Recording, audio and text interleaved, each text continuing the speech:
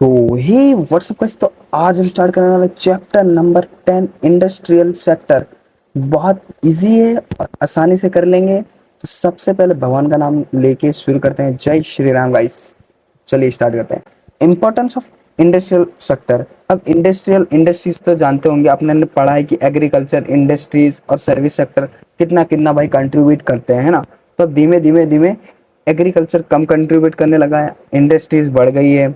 Agriculture कम, industry बढ़ती जा रही है, सर्विस सेक्टर बढ़ता जा रहा है, तो कंट्रीब्यूशन भी उतना हद तक ही बढ़ेगा। तो सबसे पहले industrialisation. Industrialisation is a process, it means making rapid increase in industrial production by increasing investment infrastructure facilities in the economic. देखिए, इंडस्ट्रियलाइजेशन मतलब एक ऐसा प्रोसेस है इंडस्ट्री को इंक्रीज करने के लिए, इंडस्ट्रियल प्रोडक्शन को, जो भी प्रोडक्शन हम इंक्रीज करने के लिए हम उसमें क्या कर सकते हैं, कैसे इंक्रीज कर सकते हैं, इन्वेस्टमेंट ज़्यादा करें, या फिर हम ऐसा कर सकते हैं इंफ्रास्ट्रक्चर जो फैसिलिटीज़ है हम उसे बढ़ा दें अपने इकोनॉमी में।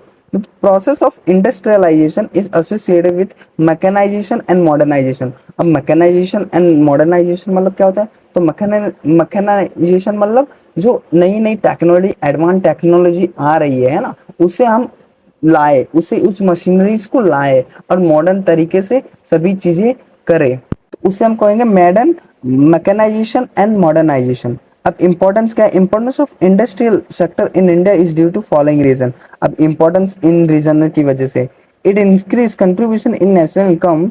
इन 2013-14 industrial sector contributed 27% in national income. देखिए भाई, इंडस्ट्री ने कितना 27%, है ना, नेशनल इनकम में कंट्रीब्यूट किया था 2013-14 के हिसाब से। इट इंक्रीज एम्प्लॉयमेंट, और एम्प्लॉयमेंट भी भाई इंक्रीज हुआ है 2011-12। 24.3% laborers were employed in industry. Small scale industry use labor intensive production technique which substantially increase employment। अब देखो, स्मॉल स्केल इंडस्ट्रीज में भी काफ़ी एम्प्लॉयमेंट दी जाती है, और like small scale industries like जो शॉप्स ये सब देखते हैं वो सब एक इंडस्ट्रीज है। और जो 2011-12 के हिसाब से देखो तो 24.3% लेबरर्स है, वो उनको नौकरी मिली थी इंडस्ट्रीज में। किन्हीं लेबरर्स थे वो एम्प्लॉयड थे इंडस्ट्रीज की वजह से। It increases export income and अनफॉरेजन। अब देखो, जब इंडस्ट्रीज ग्रोथ होंगी, नए नए मैकेनाइजेशन मॉडर्नाइजेशन जैसे अलग अलग टेक्निक, एडवांस टेक्नोलॉजी लाएंगे, मशीनरीज लाएंगे, उससे प्रोडक्शन बढ़ेगा। अब जब प्रोडक्शन बढ़ेगा, इंडस्ट्रीज अच्छी होगी, तो उसकी वजह से हम जब प्रोडक्शन अच्छा आएगा, क्वालिटी अच्छी आएगी, तो हम उससे क्या करेंगे, एक्सपोर्ट करेंगे। अब जब बाहर एक्सपोर्ट करेंगे तो हमको इनकम आएगी, तो हम वही फॉरेन एक्सचेंज जो हमने अभी पहले चैप्टर पढ़ा, धीमे धीमे सारी चीजें आसान होती जा रही है guys. In 2013-14 industry to earn about share of export income। और उसकी वजह से इन हमारे जो इंडिया की है, इंडिया की जो एक स्टेबिलिटी कहेंगे, स्ट्रेंथ, वो बढ़ती जाएगी। जो फाइनेंशियल स्टेबिलिटी है और जो पोजीशन है इंटरनेशनल ट्रेड में, वो भी इंक्रीज होती जाएगी। It does balance economic development, it makes speedy and balance development of economy bye establishing public sector in less developed और बैकवर्ड एरिया। पब्लिक सेक्टर हम इंडस्ट्री डेवलप किया जाता है वहाँ उस एरिया में जहाँ बहुत मतलब जो बैकवर्ड एरिया से, उस जगह जहाँ लोगों को एम्प्लॉयमेंट मिल सके, ऐसी जगह जहाँ वो लोग खुद का डेवलप कर पाएंगे उससे। It helps in modernisation of agriculture. Our industry can provide technology to help modernisation of agriculture. अब देखो, इंडस्ट्रीज बनेगी तो अच्छे अच्छे मशीन्स लाएंगी जिससे एग्रीकल्चर में हेल्प हो। अब इनडायरेक्टली क्या होगा, एग्रीकल्चर में भी प्रोडक्टिविटी बढ़ेगी, इंडस्ट्रीज को भी फायदा होगा, और उसका जो सर्विस प्रोवाइड करेंगे एग्रीकल्चर और इंडस्ट्रीज को, वो क्या, सर्विस सेक्टर को भी ज़्यादा फायदा होगा। It strengthens economic structure by producing iron, cement, machines, vehicles, safety instrument. It reduces dependence on other nation and make India much stronger economically। देखिए, अगर हम ion, cement, machines, vehicle, safety instruments ये हम खुद ही अपने इंडिया में खुद ही बनाएं, तो हमको किसी के ऊपर डिपेंड रहना ही नहीं पड़ेगा, किसी और नेशन के ऊपर कि भाई तुम हमको दो। ऐसा कि हम खुद से कर लेंगे, हम खुद से कर सकते हैं, हम कुछ भी कर सकते हैं, हम इंडियंस हैं। And make India much stronger economically. उसकी वजह से हमें किसी के ऊपर डिपेंड नहीं होना पड़ेगा और हम जब चाहे वो कर सकते हैं और इंडिया को एक स्ट्रांग बना सकते हैं, एक स्ट्रांग इकोनॉमी बना सकते हैं। It changes social structure due to industrialization. New industrial culture emerge with change social structure and inspire economic development. अब देखो इंडस्ट्रियलाइजेशन मतलब इंक्रीज हो रहा है, जो प्रोडक्शन वो इंडस्ट्रीज है ना वो इंक्रीज होती जा रही है। उसमें जो थोड़े कल्चर सेम चेंज होते जाएंगे और सोशल स्ट्रक्चर उसकी वजह से क्या होगा, एक इंस्पायर होगा, एक इकोनॉमिक डेवलपमेंट होगा। Industrial structure types of industry on the basis of size of investment. तो सबसे पहले कॉटेज इंडस्ट्रीज हम जान लेते हैं। तो कॉटेज इंडस्ट्री कैरेक्टरिस्टिक्स क्या है हम मान लेते हैं सबसे। तो negligible use of electricity and machinery. तो भैया इलेक्ट्रिसिटी बहुत कम लगता है और सबसे उसके बाद मशीनरी नहीं, बहुत कम मशीनरी चाहिए नहीं होती, उसमें लोगों का लो इन्वेस्टमेंट और इन्वेस्टमेंट भी लो चाहिए। और एग्जांपल हम ले लेते हैं, जैसे खादी प्रोडक्शन करना हो, खाकरा बनाना हो, पापड़ बनाना हो, इंसेंस स्टिक मैन्युफैक्चरिंग करना हो, तो इसमें किन की जरूरत होती है, एक लेबर इंटेंसिव वर्क है जिसमें हमें लेबर्स की ज्यादा जरूरत होती है, ना कि इलेक्ट्रिसिटी मशीनरी ये सब चीजों की ज्यादा जरूरत नहीं होती और लो इन्वेस्टमेंट से हम ये चालू हो जाते हैं। उसके बाद क्या आता है टाइनी इंडस्ट्रीज। तो टाइनी इंडस्ट्रीज के कैरेक्टरिस्टिक ये है कि वो लो लेबर इंटेंसिव ऑपरेशंस होते हैं। लाइक इन्वेस्टमेंट और उनके कितने तक 25 लाख तक होते हैं, लिमिटेड रहते हैं, 25 लाख तक लिमिट है उनके। और इसमें एग्जांपल मान लेते तो आर्टिस्टिक प्रोडक्ट्स, लाइक कुछ जगह आर्टिस्टिक प्रोडक्ट्स बनाए जाते हैं, लेदर गुड्स बनाए जाते हैं, क्ले आइटम्स बनाए जाते हैं। तो ये लोग करते कौन है, तो एक लेबर्स करते हैं, आर्टिस्ट लोग करते हैं, तो हम उसको क्या कहेंगे, लेबर इंटेंसिव ऑपरेशन। इसे मशीन से द्वारा तो बनाए नहीं जाएंगे, है ना। तो इन्वेस्टमेंट भी कम लगती है, 25 लाख के नीचे लगेगी और लेबर इंटेंसिव ऑपरेशन रहेगा। Artistic product, leather goods, clay items, ऐसे सब एग्जांपल इसके। स्मॉल स्केल इंडस्ट्रीज को भी जान लेते हैं। देख इनके कैरेक्टरिस्टिक, इन्वेस्टमेंट जो है वो 25 लाख से 5 करोड़ तक लगता है, 25 लाख से 5 करोड़ तक। और ये भी क्या है, लेबर इंटेंसिव ऑपरेशन है, बट ये थोड़ा लार्जर इंडस्ट्रीज के लिए अलग तरीके का, मतलब थोड़ा बीच में इसमें मशीनरी की भी जरूरत होती है। यूनिट्स, अब एग्जांपल मान लेते हैं, like units producing tool, consumer tool, auto repair units. Like एकदम बड़ा मैकेनिक हम देख लेंगे।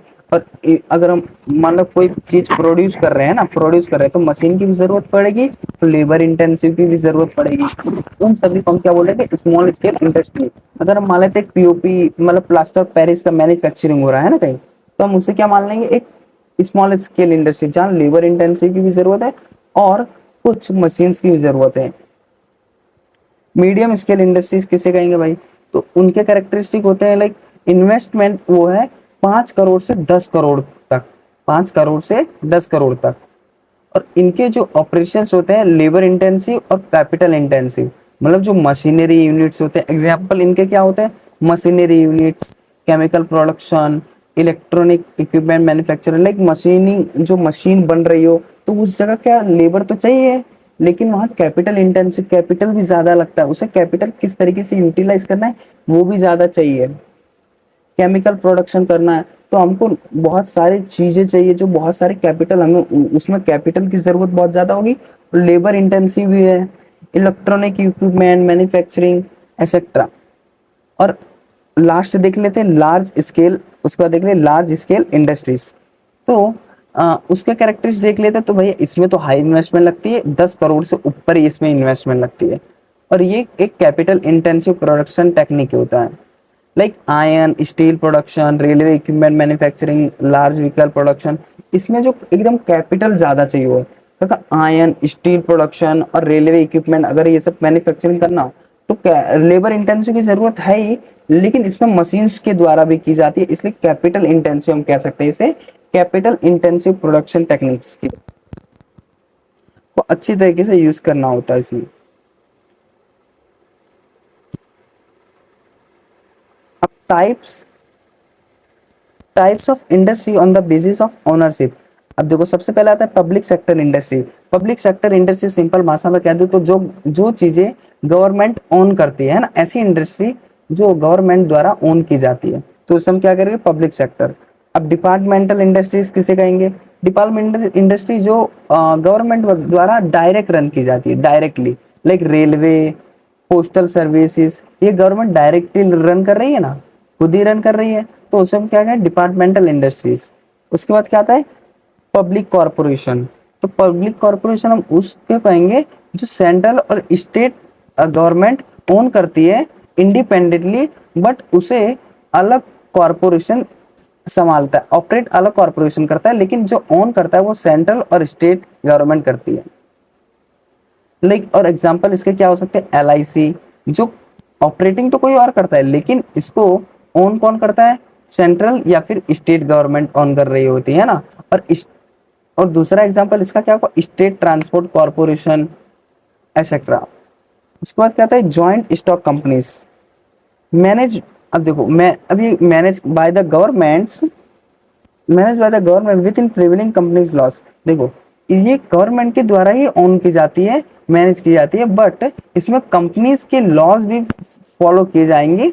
Like Bharat heavy electrical limited, भेल, BHEL भेल, oil oil and natural gas corporation, ONCG, IOC Indian oil corporation etcetera. अब प्राइवेट सेक्टर इंडस्ट्री मतलब कोई एक इंडिविजुअल या फिर कोई फर्म जो हैंडल कर रहा हो, है ना, या फिर कोई एक प्राइवेट एंटिटीज या फिर कोई इंडिविजुअल जो ओन कर रहा हो उस प्राइवेट इंडस्ट्रीज को, तो उसमें क्या बोलेंगे, प्राइवेट सेक्टर इंडस्ट्री। लाइक और एग्जांपल इसका क्या लिख सकते हैं, कार मैन्युफैक्चरिंग कोई कंपनी होगी, टेलीविजन प्रोडक्शन होता है, शू मेकिंग इंडस्ट्री कोई होगी, तो कोई प्राइवेट बंदे का होगा ना, तो उसी को हम कहेंगे प्राइवेट सेक्टर इंडस्ट्री। अब जॉइंट सेक्टर इंडस्ट्री देख लेते क्या होता है। तो ये इंडस्ट्री होता है गवर्नमेंट भी ओन करती है और प्राइवेट बंदा भी ओन करता है।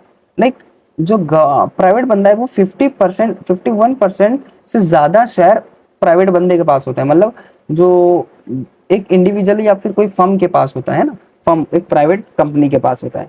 और जो ज्यादा फिर उसके बाद जो भी हमारा 49 से लेके जो भी 39 जितने भी परसेंट होता है वो कोई अगर गवर्नमेंट ओन करती है। जैसे एग्जांपल ले लेते हैं Gujarat state petroleum corporation, GSPC। Cooperative sector industry, अब कोऑपरेटिव सेक्टर इंडस्ट्री हमने ये थोड़ा बहुत पहले भी पढ़ चुके हैं।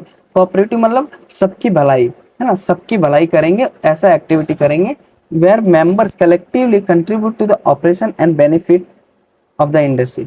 वहां मेंबर्स एक साथ मिलकर काम करेंगे और कंट्रीब्यूट एक ऑपरेशन चलाएंगे जो इंडस्ट्री पूरी इंडस्ट्रीज को मतलब बेनिफिट दे, सभी लोग को बेनिफिट मिले उससे। तो अब एग्जांपल इसके क्या होंगे, like community shops, diaries, cooperative banks जिसमें लोन्स या फिर क्रेडिट फैसिलिटी ज़्यादा लोन्स जो कम इंटरेस्ट पे मिल जाते हों, ऐसे कोऑपरेटिव बैंक्स भी होते हैं। Indian farmer fertiliser corporation, IFFCO, Krishak Bharati cooperative limited, KRIBHCO etcetera. ऐसे types of industry on the basis of products.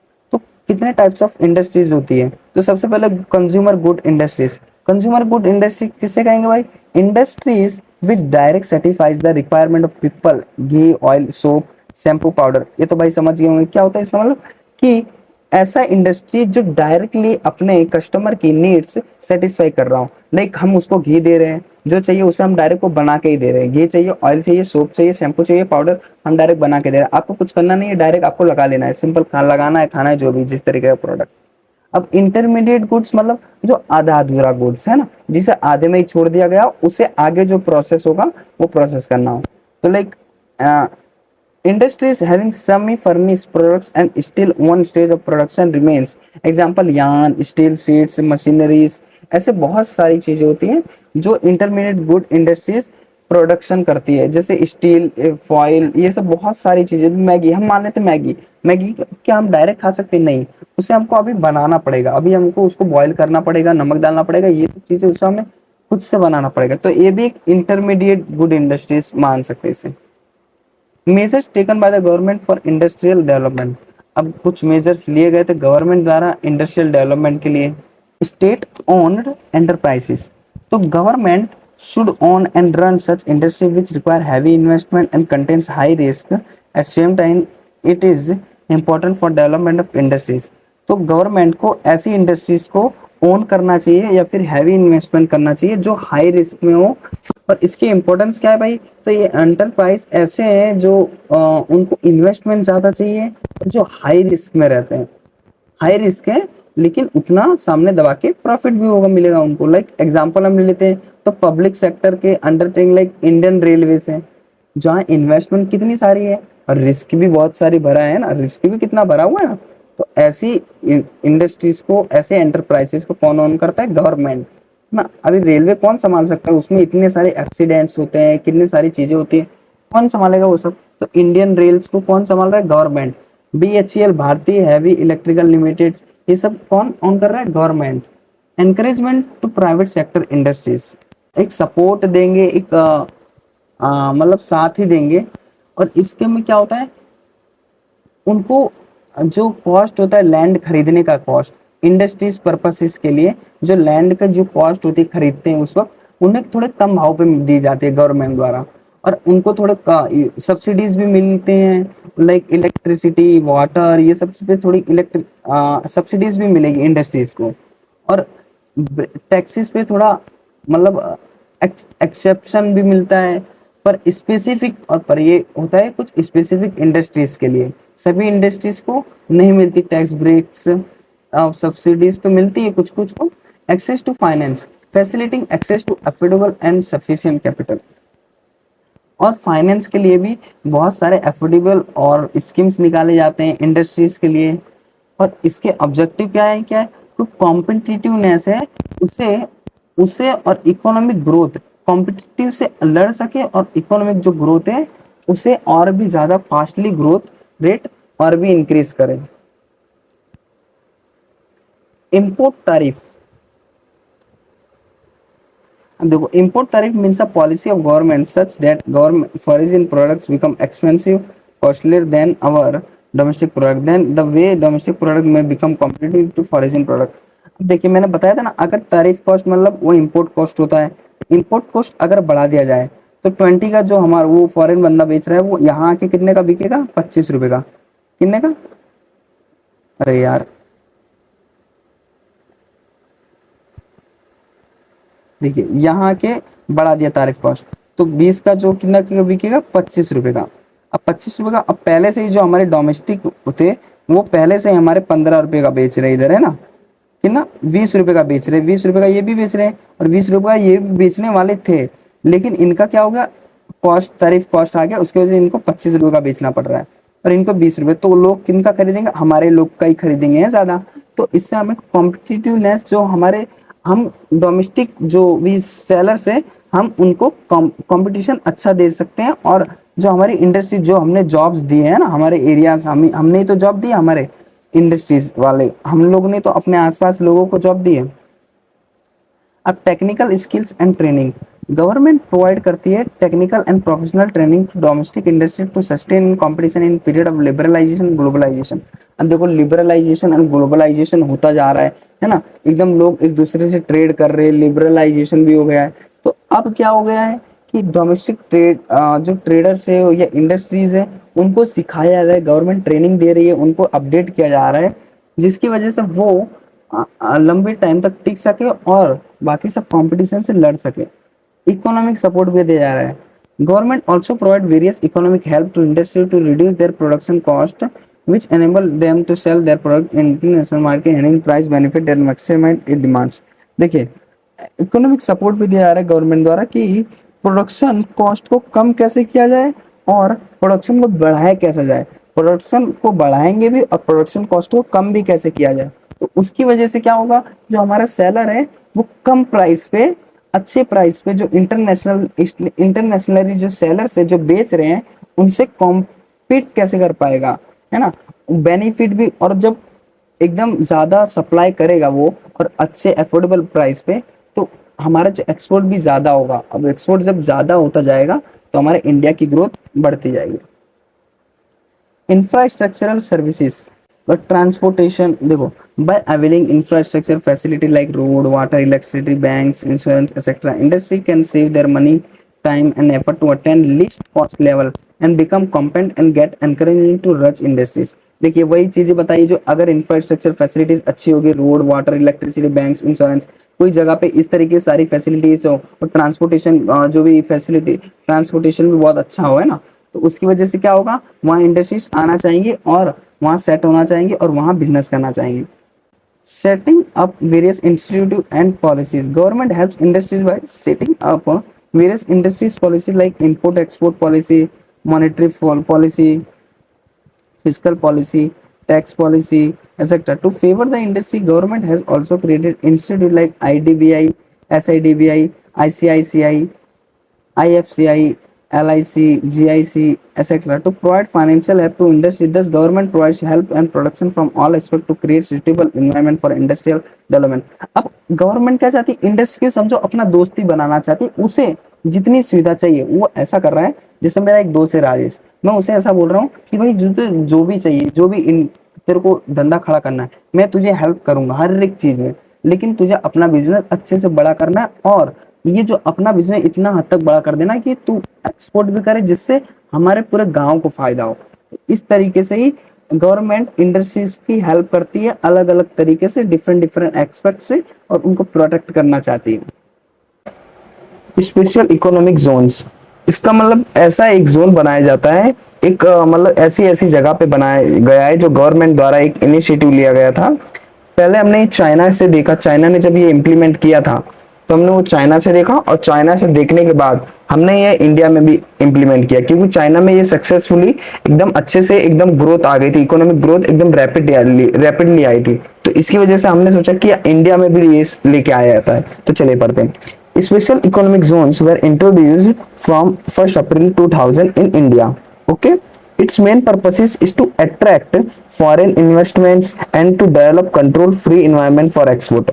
ये इसका मेन पर्पस क्या था, फॉरेन इन्वेस्टमेंट आए, हम ऐसा एक इन्वायरमेंट बना दे जो जिससे बिजनेसेस और इंडस्ट्रीज डेवलप होती जाए और बड़े बड़े जो फॉरेन इन्वेस्टमेंट्स, बड़ी बड़ी कंपनियां फॉरेन की वो इन्वेस्टमेंट करे हमारे, किसका, एक्सपोर्ट को भी हम प्रमोट कर रहे हैं साथ में।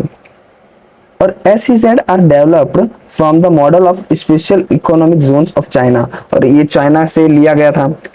SEZ higher that types of geographical areas where economic laws remains different and are tax free zones, मतलब ये इस तरीके की जगह को, इस तरीके की जगह में बनाया जाता है जहां उस जगह में क्या कर दिया जाता है कि टैक्स फ्री कर दिया जाता है या फिर एक्सेप्शन दिया जाता है, मतलब थोड़ी सब्सिडीज दी जाती है, कुछ चीजों में कमी, मतलब हेल्प की जाती है, मतलब इनडायरेक्टली हेल्प करते हैं अलग अलग प्रकार से, है ना।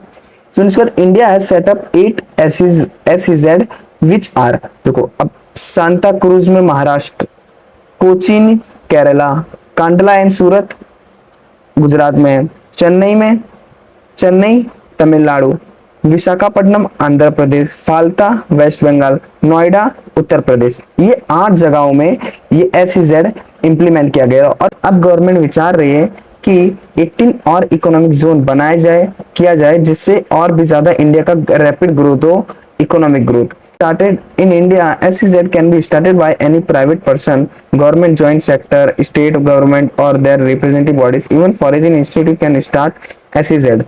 कोई भी स्टार्ट कर सकता है एक फॉरेन कंपनी, मतलब स्पेशल इकोनॉमिक जोन्स है ना, उसमें कोई भी अपना प्राइवेट पर्सन भी स्टार्ट कर सकता है वहाँ कंपनीज, गवर्नमेंट भी, जॉइंट सेक्टर, स्टेट गवर्नमेंट और their representative bodies, even foreign institute भी स्टार्ट कर सकते हैं SEZ।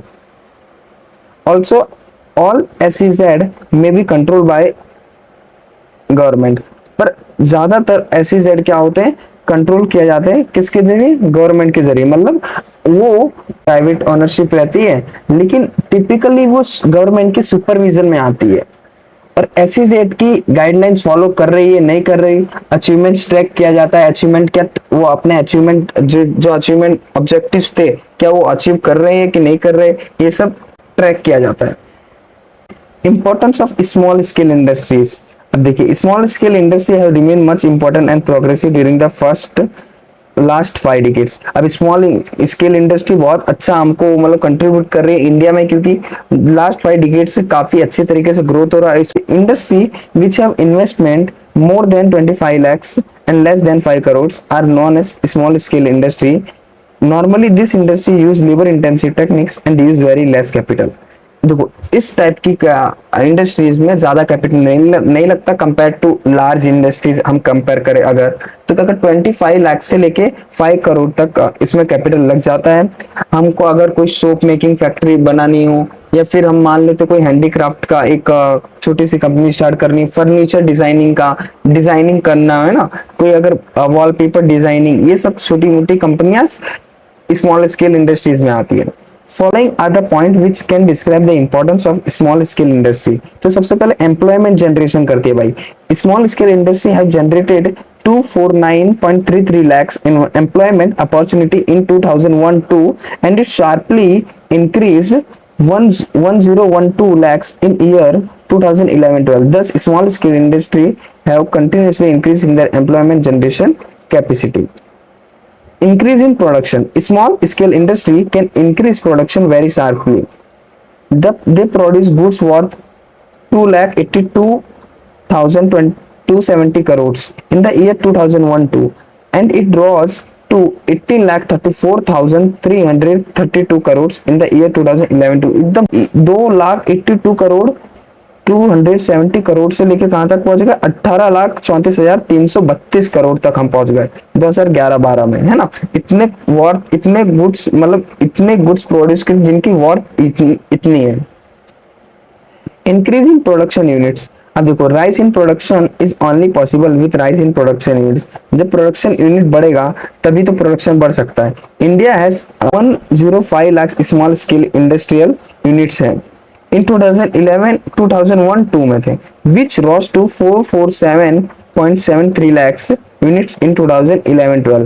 This showed that the development of small scale industries lead to India toward industrialization. और इससे हमको ये मालूम चलता है कि ये जो ग्रोथ हो रहा है इतना डेंजर, वो हमको इंडस्ट्रियलाइजेशन के तरफ लेके जा रहा है काफी स्पीड से। इंडस्ट्रियलाइजेशन मतलब जो हम अगर जहां इन्वेस्टमेंट करें, जहां हमारे इंफ्रास्ट्रक्चर फैसिलिटीज बढ़ाए जिससे हमारा प्रोडक्शन बढ़े, तो उस प्रोसेस को हम इंडस्ट्रियलाइजेशन बोलेंगे।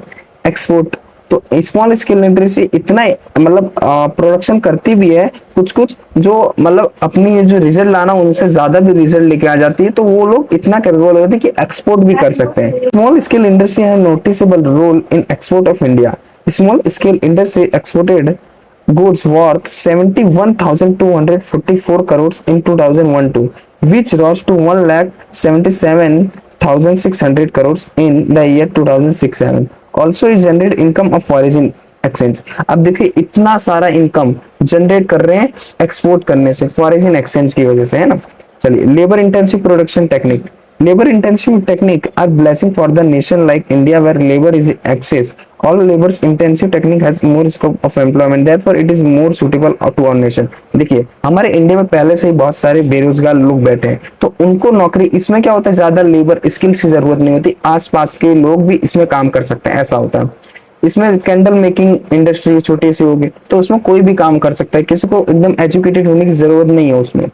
और हमारे इंडिया में पहले से इतने सारे बेरोजगार, इतने लोग अनएम्प्लॉयमेंट लोग हैं, अनएम्प्लॉयड लोग हैं, जिन्हें अगर ऐसा, तो हमारे लिए एक ब्लेसिंग, वरदान होगा हमारे इंडिया के लिए अगर स्मॉल स्केल इंडस्ट्रीज का अगर रैपिड एकदम ग्रोथ हो, अगर और भी सारे ऐसे प्रोजेक्ट्स लाए जाए तो इंडिया की और भी अच्छी ग्रोथ हो सकती है।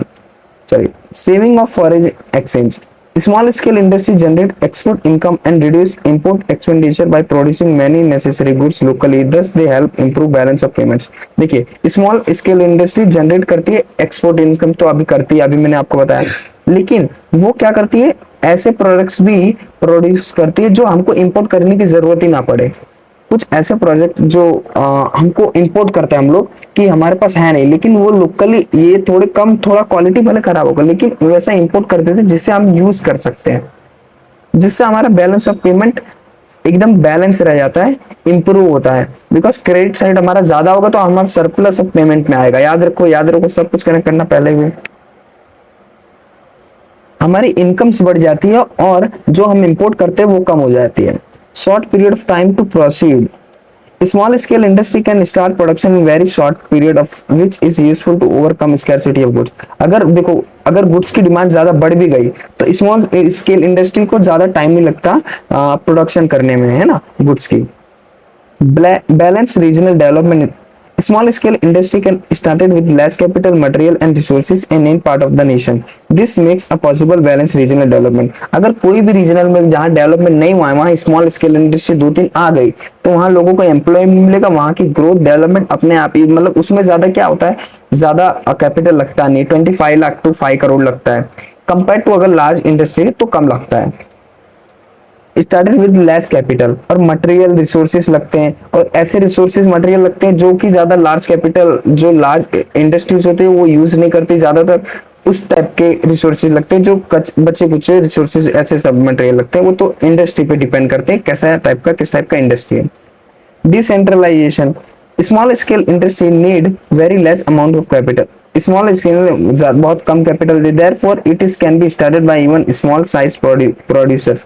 इसलिए कोई भी मतलब स्मॉल साइज प्रोड्यूसर भी इसे स्टार्ट कर सकता है। They utilise the resource and equipment, utilise करते हैं इसे, बहुत अच्छी तरीके से यूज करते हैं रिसोर्सेज और equipment which are not used and increase volume of total production. जो यूज नहीं किया गया हो इस टाइप के प्रोडक्शन यूज करेंगे, इक्विपमेंट ऐसे यूज करेंगे जिससे टोटल प्रोडक्शन बढ़े। और लेबर इंटेंसिव है तो उसकी वजह से लोगों को नौकरी भी मिल रही है और so they generate employment and get income. इसकी वजह से ये एम्प्लॉयमेंट भी करते हैं और गेट इनकम भी मिलता है। दस but decentralisation small scale industry disturb benefits of production equally. इसकी वजह से जो इनका प्रोडक्शन वो इक्वली, मतलब इसमें कोई एक बंदा नहीं होता कि जो पूरे मतलब एकदम से चला ही रहा हो, सेंट्रलाइज एकदम नहीं होता, डिसेंट्रलाइज रहता है। Point number 10, high rate of development. Small scale industry can set up with a small amount of capital and therefore large number of producers can increase the volume of production and income. As they require shorter gestation period, they bring changes in production as market changes. The small scale industry contribute high rate of development to the developing nation. देखो small scale industry बहुत ज्यादा मतलब contribute करती है हमारे nation में जब development होता है उसमें, बिकॉज जब जैसा डिमांड आता है वो फुलफिल कर देती है स्मॉल स्केल इंडस्ट्री, क्योंकि इनमें ज्यादा पीरियड, ज्यादा मतलब टाइम नहीं लगता प्रोड्यूस करने में, है ना, गुड्स ज्यादा प्रोड्यूस करने में टाइम नहीं लगता। और हर एक्सपेक्ट से ये हेल्प कर रही है हमारे इंडिया की, मतलब हर एक्सपेक्ट से डेवलपमेंट का जो ग्रोथ इंक्रीज होता है इसकी वजह से। तो आई होप यू गाइस आप लोग ने पूरा चैप्टर क्लियर हो गया होगा। आपको सिर्फ अभी क्या करना है, देखिए मैं भूल गया था, लेकिन इकोनॉमिक्स के जो भी सब ग्राफ्स है ये सब याद कर लेना, और या फिर मैं आप कमेंट में लिख देना, मैं इसका भी एक वीडियो लेके आ जाऊंगा जिसमें सारे इकोनॉमिक्स के ग्राफ्स फटाफट जल्दी 2-3 मिनट का हर एक वीडियो बनाऊंगा सारे चैप्टर्स के, सब में सबके ग्राफ्स समझा दूंगा जल्दी जल्दी। तो चलिए गाइस, जय श्री राम। और नोट्स गाइस डिस्क्रिप्शन में जिसको चाहिए वो ले सकता है। तो जय Shri Ram guys, thank you.